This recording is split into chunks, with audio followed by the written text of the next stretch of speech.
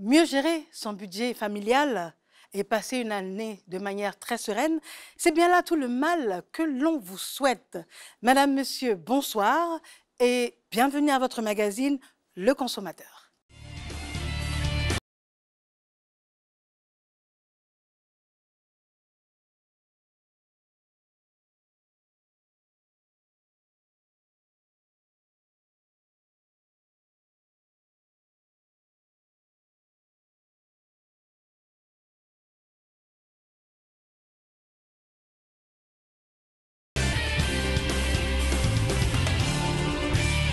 Bonne et heureuse nouvelle année. Alors, ce sont des vœux que l'on formule en début d'année.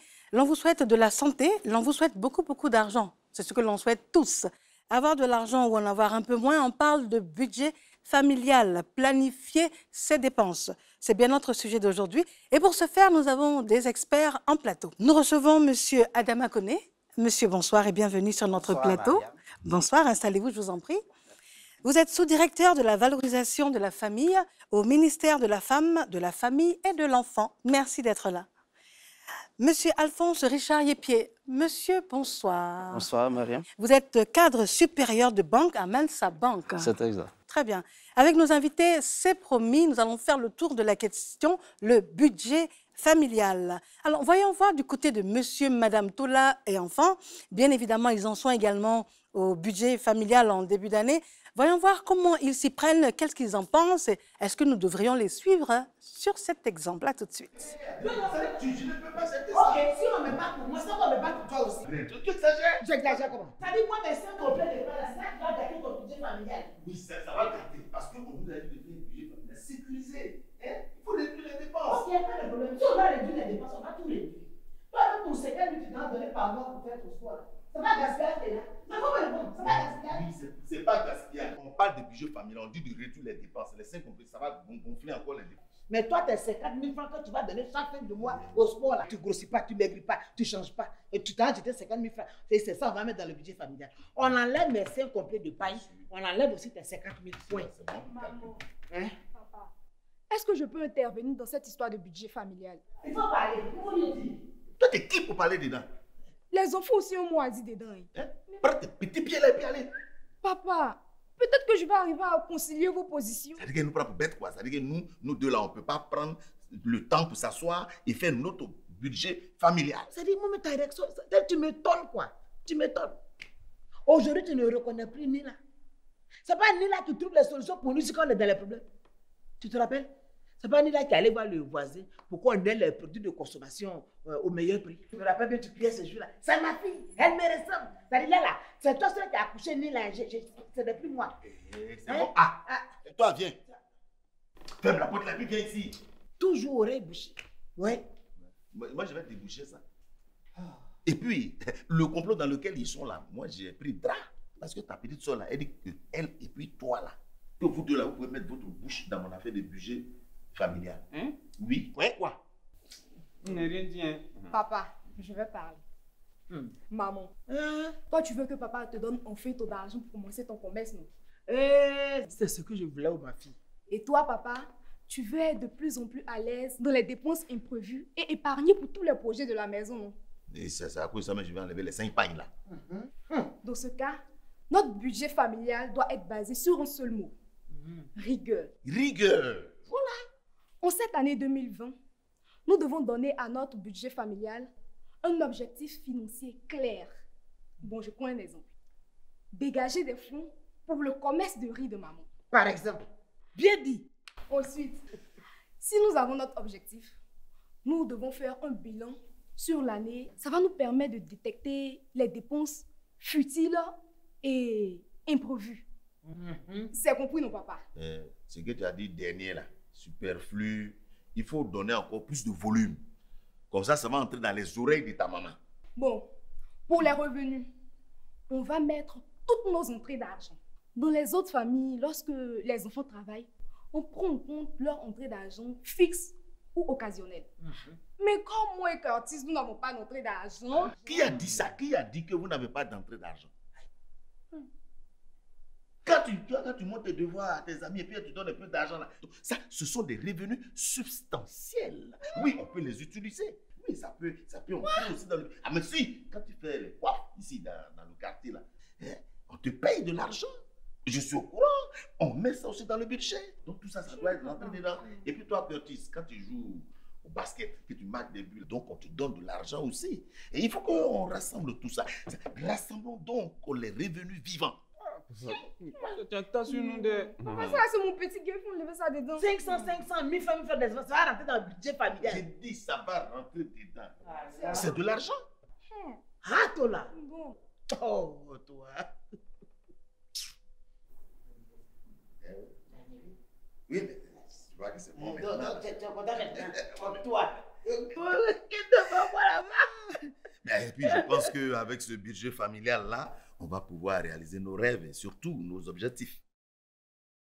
Sacrée famille Tola. Alors, vous avez beaucoup à faire hein, avec l'expérience de la famille Tola et tout ce dont vont nous parler ce soir, nos experts en plateau. En tout cas, c'est promis, vous allez avoir la réponse à différentes questions. Qu'est-ce que le budget familial? Pourquoi élaborer un budget familial? Comment élaborer un budget familial et comment s'en tenir? Où est-ce que l'on peut déborder un peu? Les réponses avec nos experts ce soir en plateau. Nous avons un élément de reportage qui définit un peu plus en profondeur les choses. Et juste après, c'est promis, les experts sont à vous. Le début de l'année est la période des bilans et des nouvelles résolutions. L'on évalue les projets réalisés en 2019 et envisage comment s'y prendre pour vivre la nouvelle année sans stress avec sa famille. Le bon sens nous enseigne de ne pas vivre au jour le jour et de planifier nos besoins pour être à l'abri des difficultés de fin de mois. Le moyen recommandé le plus sûr est d'élaborer un budget familial pour se rendre la vie facile afin d'éviter les avances sur salaire ou s'endetter régulièrement. Le budget familial consiste à faire le point des revenus et des dépenses du mois tout en planifiant même les imprévus. Cet exercice doit se faire dans la transparence, la confiance et l'adhésion de tous, y compris les enfants. Le budget familial permet de prévoir les dépenses fixes telles que le loyer qui est incontournable si l'on veut éviter les ennuis avec son propriétaire.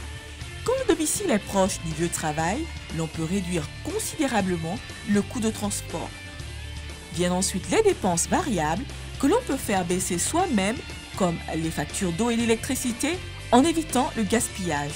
Il suffit par exemple d'éteindre les lumières en sortant de la chambre, de ne pas laisser le ventilateur ou le climatiseur tourner en permanence et faire attention au robinet d'eau qui coule. L'on peut également maîtriser son budget alimentation en privilégiant les produits locaux de saison qui sont en général moins chers et qui ont un meilleur goût. Les cas de maladie, les décès et les sollicitations diverses des amis ou des parents font partie des dépenses imprévues.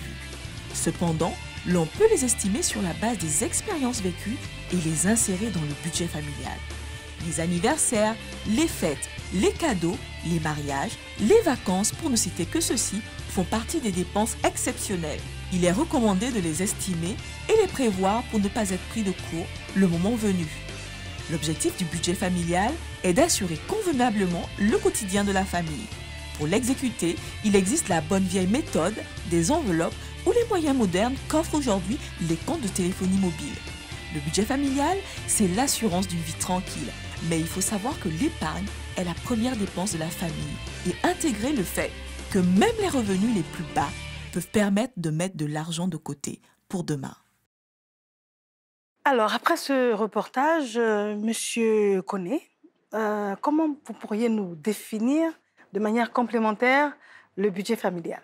Le mot budget peut nous faire quelque peu dresser les cheveux parce qu'il demandera un petit travail. Mais la récompense est le contrôle de nos finances et la tranquillité d'esprit. Un budget va nous permettre, n'est-ce pas, de savoir combien nous avons, combien nous gagnons en termes d'argent et combien nous dépensons. En termes de revenus, nous avons le salaire. Ça peut être des revenus tirés du commerce, de l'exploitation, une pension ou tout autre revenu qui entre au niveau de la famille. Nous pouvons dire que le budget familial, c'est un peu comme une boussole. C'est une indication.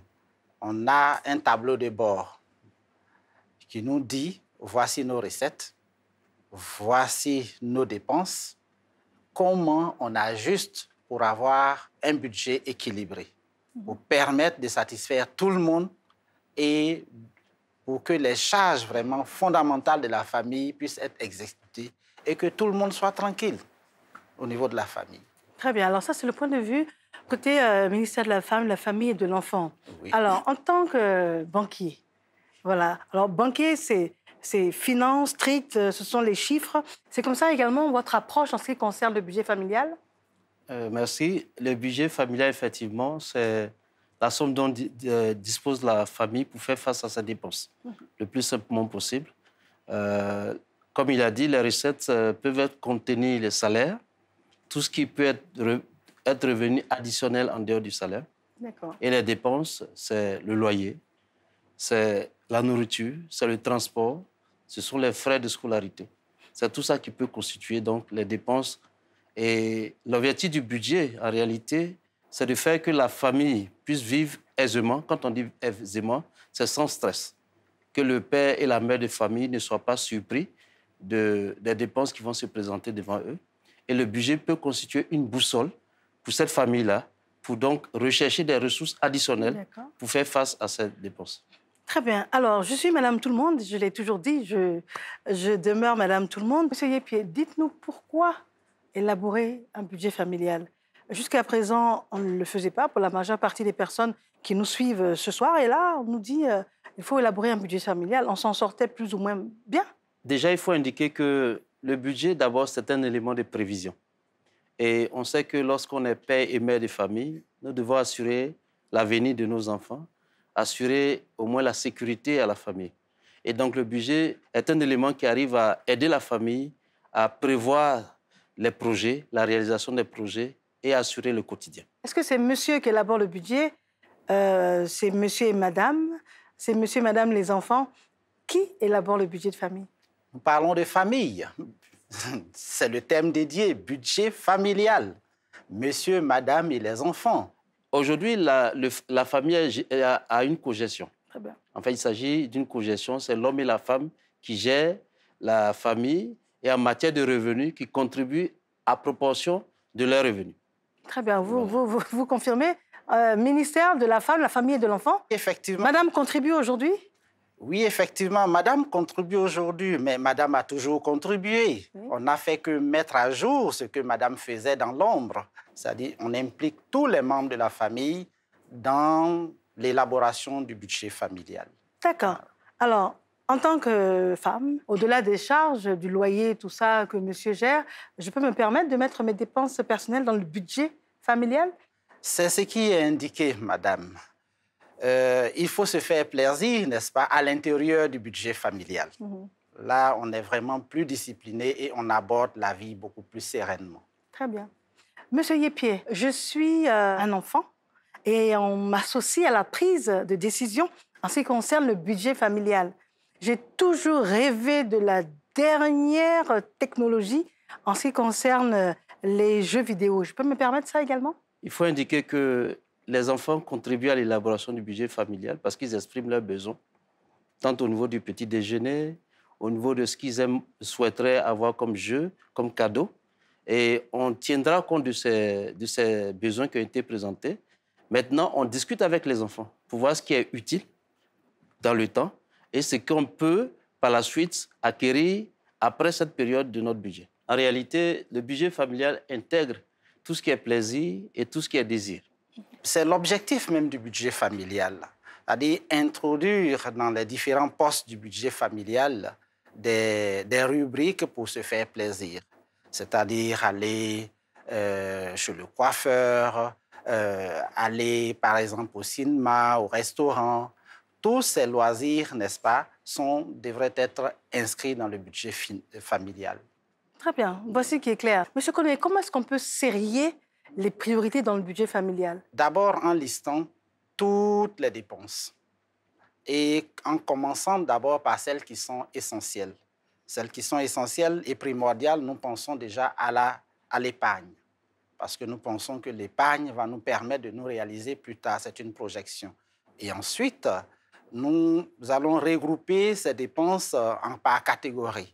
c'est-à-dire celles qui sont fixes et celles qui sont variables et celles qui sont irrégulières. On pourra attribuer, n'est-ce pas, des montants ou bien des pourcentages à chaque catégorie de dépenses. Alors, de manière concrète, parce que nous sommes émission Le Consommateur, monsieur, madame, tout le monde nous regarde ce soir. C'est normal de penser d'abord à son logement.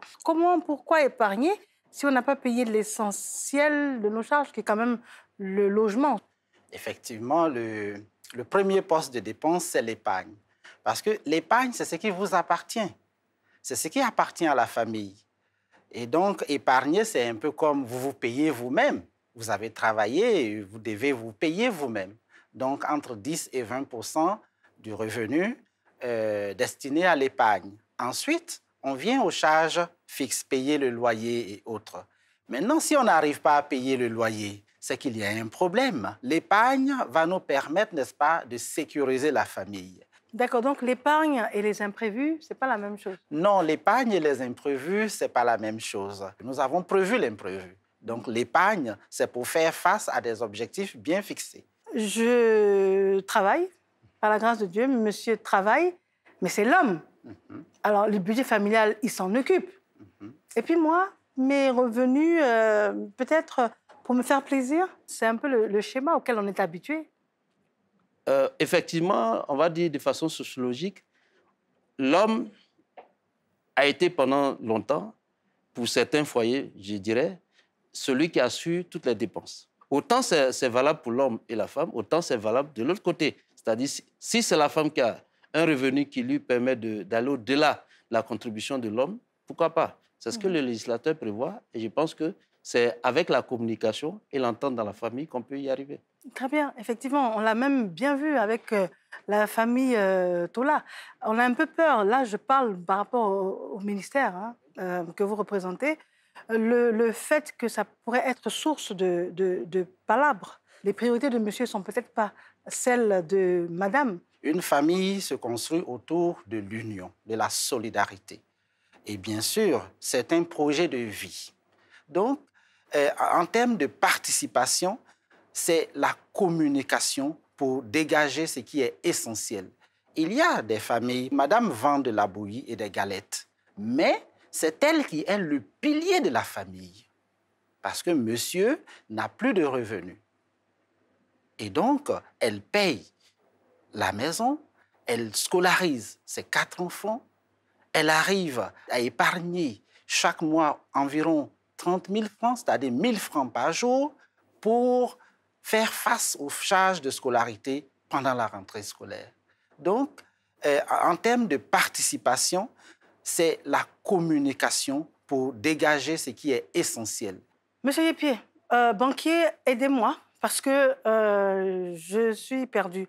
Je trouve que c'est difficile de vouloir mettre sur pied un budget familial. Alors, comment faire? Est-ce que je dois vivre endetté? En fait, déjà, il faut indiquer que le budget est une boussole et le budget nous permet de savoir là où on a des besoins. Si j'ai 100 000 francs que je peux prendre qu'un loyer de 20 000, je ne vais pas chercher à habiter à Cocody. Lorsqu'on gagne 100 000 francs, on va calculer nos besoins, c'est 150 000. On a un gap, on a un besoin donc additionnel de 50 000. Il y a 2 méthodes. Soit, comme on dit chez nous, on va grouiller pour trouver 50 autres 000, mais sans s'endetter. Aujourd'hui, nous sommes dans un système de fonctionnariat ou dans un système de salariat. Rien ne nous interdit qu'en dehors de notre travail, nous puissions avoir une activité, mais bien sûr qui ne concurrence pas la nôtre. Rien ne m'interdit. 8h midi, 14h, 18h. Oui. On peut travailler en dehors de ça? On peut travailler. Je descends le soir, je vais donner des cours dans une école. Je descends le soir, je vais mettre un tablier devant ma maison. Il faut trouver des revenus additionnels pour pouvoir faire face aux dépenses qui sont vraiment élevées. Et puis, l'autre élément, c'est la discipline. Il ne faut dépenser que ce qu'on gagne. Il ne faut pas dépenser au-delà de ce qu'on gagne parce qu'on va rentrer dans le cercle vicieux de l'endettement. Parce que lorsqu'on s'endette, on va réduire la base du salaire le mois qui va suivre et on sera soumis au magouillat, etc. Il faudrait faire en sorte qu'on puisse maîtriser la pratique du budget familial. Je reviens toujours à la pratique du budget familial et surtout à l'intérêt de l'épargne. L'épargne peut nous permettre de constituer ce qu'on appellerait un fonds de sécurité. Et le fonds de sécurité peut être 3 fois le salaire ou bien 1 an de salaire. Il est très important, lorsque nous perdons notre emploi, alors la famille peut vivre sereinement pendant 3 mois, voire 6 mois ou 1 an. Donc, c'est une destination de l'épargne et ensuite penser à toute forme d'investissement pour accroître son revenu. D'accord. Alors, messieurs, à ce stade de notre entretien, nous devons déjà amorcer la conclusion, mais il y a une question qui me revient à l'esprit. Où est la place de l'agréable une fois qu'on a prélevé tout ce dont on a parlé, M. Yepie? Je pense que l'agréable vient de ce qu'on appelle les envies, de tous nos désirs, mais c'est des choses qui arrivent de façon spontanée. On va au supermarché, on voit quelque chose, on peut avoir envie de l'acheter. C'est vrai qu'on ne l'a pas prévu. En réalité, c'est des choses qu'on peut planifier. Au lieu que monsieur, je prends l'exemple de monsieur, aille s'asseoir seul pour prendre un pot, comme on le dit, il peut, parce que chaque jour, quand il prend un pot, c'est quand même 2000 francs qu'il laisse au bar ou au maquis. Quand on multiplie par le nombre de jours dans le mois, ça fait 60 000 francs. S'il avait gardé ces 2000 francs par jour, ou 1000 francs par jour, il aurait pu faire sortir son épouse et ses enfants en fin de mois. Donc, c'est des choses qu'on peut planifier. Très bien. Monsieur Koné? Sur se faire plaisir, nous souhaitons qu'on se fasse plaisir à l'intérieur du budget familial. Lorsque nous avons planifié les sorties, les restaurants, chaque semaine, chaque mois, on est plus à l'aise. Là où surviendrait la difficulté dans la gestion du budget familial, c'est lorsqu'on a des comportements vraiment compulsifs d'achat. Alors, il faut vraiment se faire assister pour pouvoir sortir de cet état et respecter, n'est-ce pas, le budget familial. C'est la seule inquiétude. Sinon, on peut vraiment respecter le budget familial, se faire plaisir, parce que nous avons déjà tout prévu. D'accord. Oui. Très bien. Au terme donc de cette émission, Monsieur Yepie, je vais vous demander de conclure. Gérer le budget familial, c'est assurer un avenir serein à sa famille. Au ministère donc de la femme, de la famille et de l'enfant, est-il possible de se faire expliquer, détailler tout cela? C'est pour ça que nous sommes là. Nous sommes là, nous recevons des usagers, nous conseillons des usagers sur la pratique du budget familial. Nous organisons aussi, n'est-ce pas, des séances de renforcement des capacités. Nous avons des centres sociaux qui travaillent avec les familles, qui reçoivent des conseils des familles. Donc, nous renforçons leurs capacités pour que ces cellules puissent bien conseiller les familles. C'est notre action. Vous nous appelez, nous venons. Le gouvernement a mis en place, n'est-ce pas, un programme social du gouvernement. Et dans ce programme social du gouvernement, il y a le programme de filets sociaux productifs qui concerne, n'est-ce pas, des sommes d'argent qui sont directement destinées aux familles, qui recevront 144 000 francs de revenus par an. Et ces 144 000 francs, c'est une manière, n'est-ce pas, d'accroître le budget familial de ces familles. Et bien entendu, les résultats sont vraiment intéressants parce que des familles ont mutualisé leurs actions pour pouvoir mener des activités génératrices de revenus dans le domaine agricole, en menant des commerces, n'est-ce pas, pour pouvoir, n'est-ce pas, accroître leurs revenus et sortir progressivement de la pauvreté et de la vulnérabilité. Alors, merci en tout cas d'avoir participé à l'émission. Je le rappelle, vous êtes sous-directeur de la valorisation de la famille au ministère de la Femme, de la Famille et de l'Enfant. Et M. Yepie Richard Alphonse, vous êtes cadre donc supérieur de banque à Mensa Bank. Messieurs, je vous remercie. Alors ce soir, on ressort de cette émission beaucoup plus enrichi. On retient des points fondamentaux. Il faut budgétiser. Il faut également contribuer en fonction de ses sources de revenus, en proportion de ses sources de revenus aux charges du ménage. Madame, monsieur, vous travaillez, c'est normal de vous payer vous-même d'abord. Il faut épargner. C'est fondamental. On retient également qu'il y a l'entrepreneuriat. Il faut se créer des activités parallèles qui n'entravent en rien ce pourquoi vous êtes payé en fin de mois pour avoir un peu plus de sources de revenus. Et cela pourrait valablement contribuer à l'épanouissement de votre famille. Madame, monsieur, mille merci d'avoir été là. Je vous dis bonsoir, mais surtout à bientôt dans le cadre de l'émission Le Consommateur.